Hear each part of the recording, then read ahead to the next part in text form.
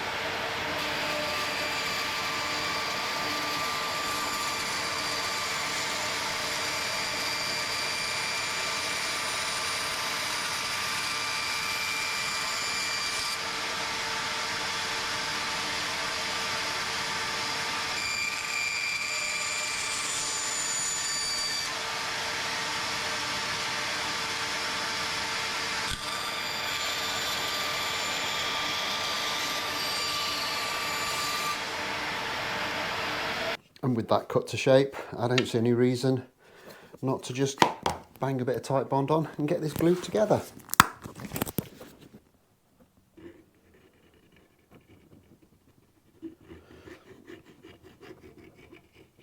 Now I've cut this so it's right up to the nut line. Obviously, I'll probably have to remove a little bit of that material when we come to put the nut in, but to be honest, that's not too much of a big deal. I think my task here is to be just making sure that this doesn't slip and move around too much. At the end of the day, as long as it covers the whole headstock, you should be good.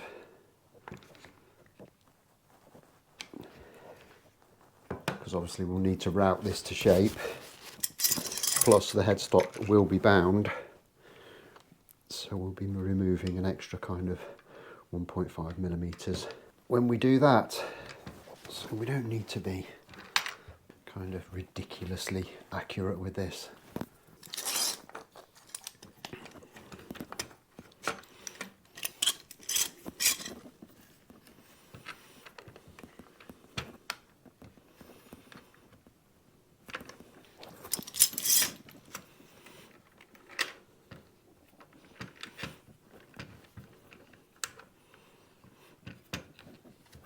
Okay, so I'm pretty happy with that glue up now, so I'm just going to leave that for a few hours to dry up, and then we can get back to it and look to get it trimmed off.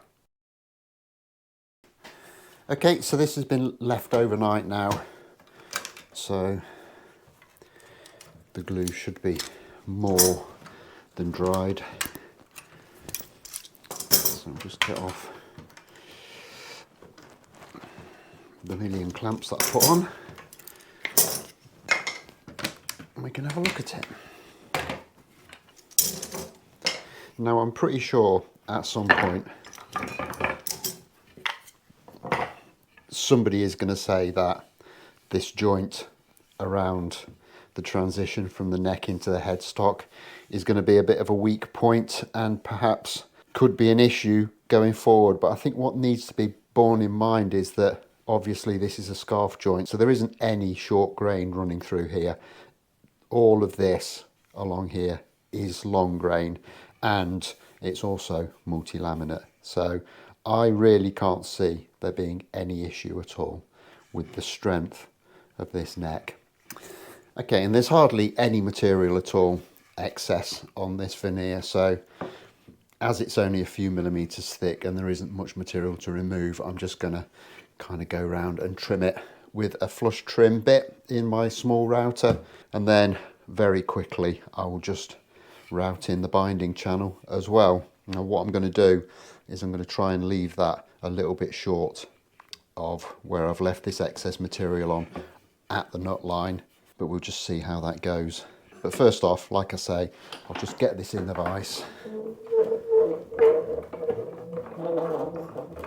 and I'll just extend that off the bench top a little bit, clamp that in position just to make sure, and then just run the route around that, clean it all up.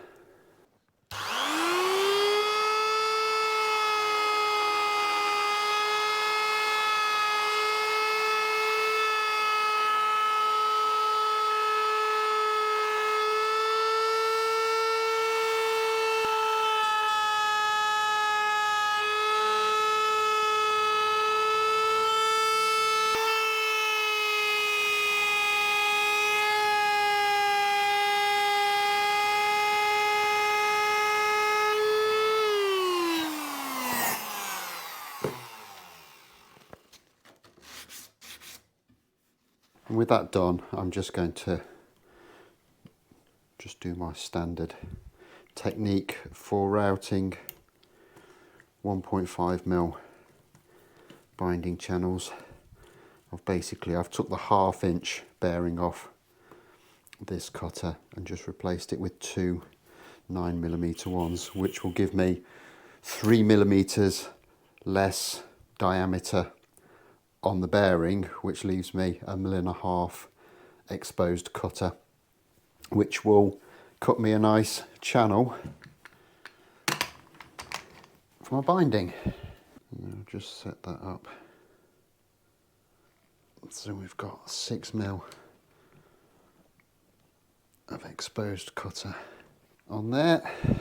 And again, we can just very quickly run round that for the binding.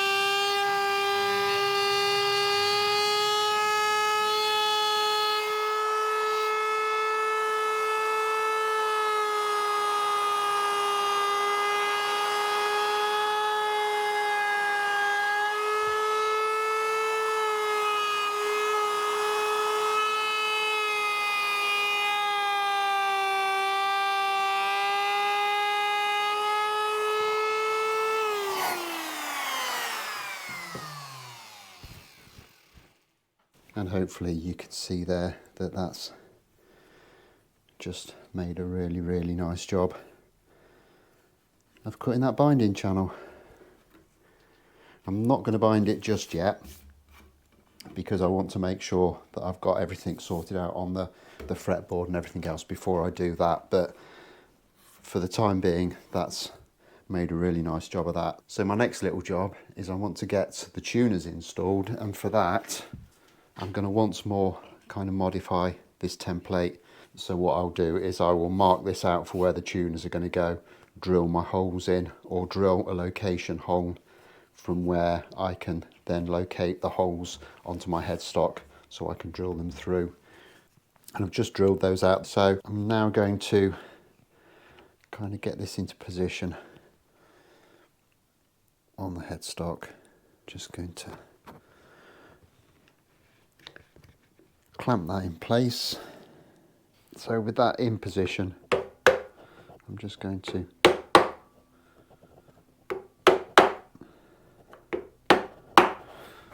give them a tap with that transfer punch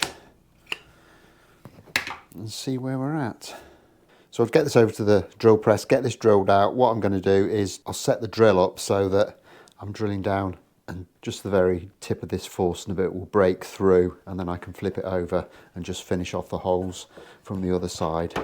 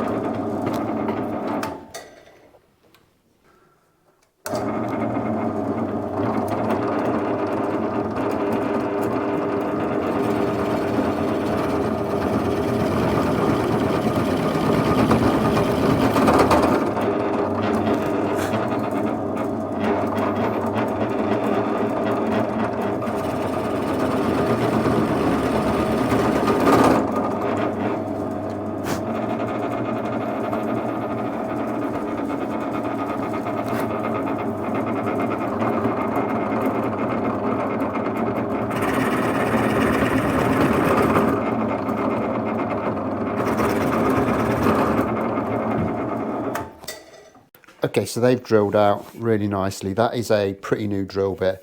So it's time to get these fitted in. Now, I've worked out that if the screw hole on the back of the tuner is towards the body end of the headstock, that means we've got it in its right orientation. So we'll just start off by screwing these in position.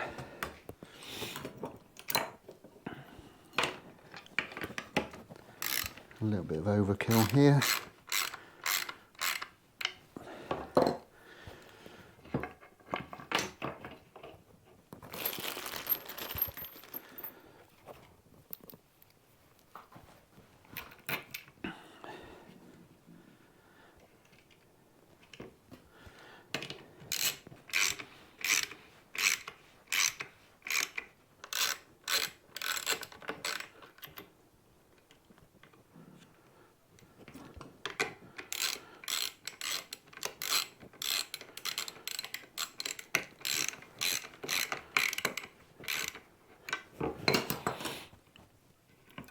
And I think that looks really nice, happy with that.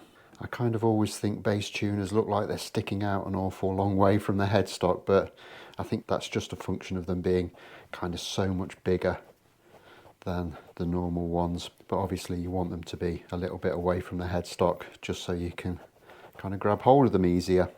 And from there, all that remains is just to drill some holes and fit the little screws. And they're about 2.5 mil, so we need a 2 mil drill bit. I'm just going to put a little bit of a tape flag on there so we don't drill too far.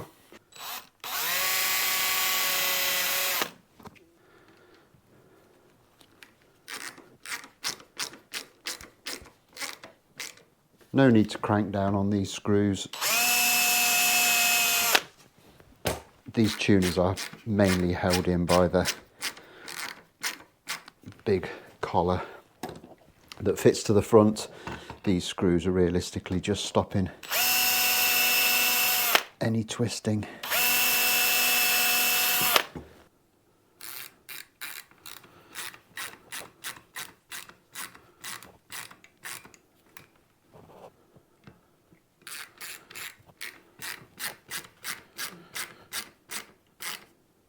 And there we have the finished item. I think that looks good, quite happy with that. Obviously there's still quite a lot more work to do on this. We obviously need to bind the headstock, and there's a nice big gap in the middle of here, which I think is going to be absolutely ideal for a bit of an inlay. But all of that is for the future. I think in the next episode we're going to crack on again with this fretboard and start to get that down. I've had an awful lot of feedback as to what I should be doing with the markers on this, but again, that's something that we're going to get in the next episode. So as always, don't forget to hit that like button if you've enjoyed this, subscribe if you haven't already done so, and I'll join you back in a couple of days' time when we can crack on with this. Thanks a lot for watching. Bye bye.